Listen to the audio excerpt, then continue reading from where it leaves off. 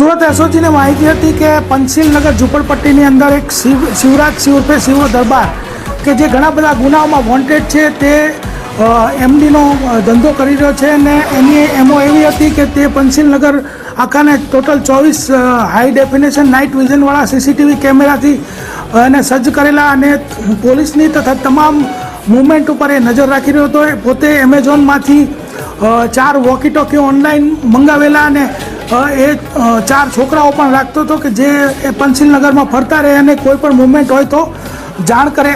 આવું જે એનું હતું એની અંદર એસઓજીને બાતમી મળી કે આ ડ્રગ્સ વેચી રહ્યો છે. તો એસઓજીના ટોટલ અધિકારી અને કર્મચારી ટોટલ 20 બાઇક લઈને અલગ અલગ દિશાઓમાંથી જઈ અને જેનું ઘર છે એને કોર્ડન કરી અને એની અંદરથી 118 ગ્રામ એમડી જે 11,83,600નું થાય છે.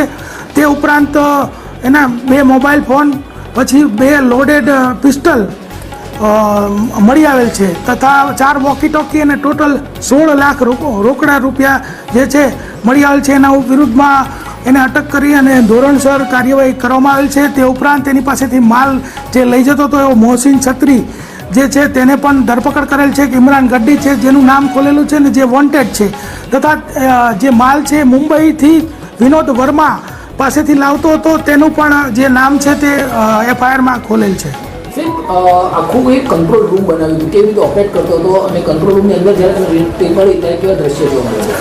કંટ્રોલ રૂમ એટલે એનો જે રૂમ હતો એની અંદર એને 55 ઇંચનું ટીવી રાખેલું અને જે 24/24 જે કેમેરા છે એનું 24/24નું લાઈવ એને ત્યાં જે મૂવમેન્ટ છે એ દેખાતી હતી. અને આ લોકો ડ્રગ્સ માટે કપડાં એવો કોડવર્ડ યુઝ કરતા હતા અને કોઈ પોલીસ આવે તો કાટી એવો કોડવર્ડનો યુઝ કરતા હતા અને મૂવમેન્ટ ઉપર નજર રાખી રહ્યા હતા અને આ રીતે એનો ડ્રગ્સનો કારોબાર કરતો હતો.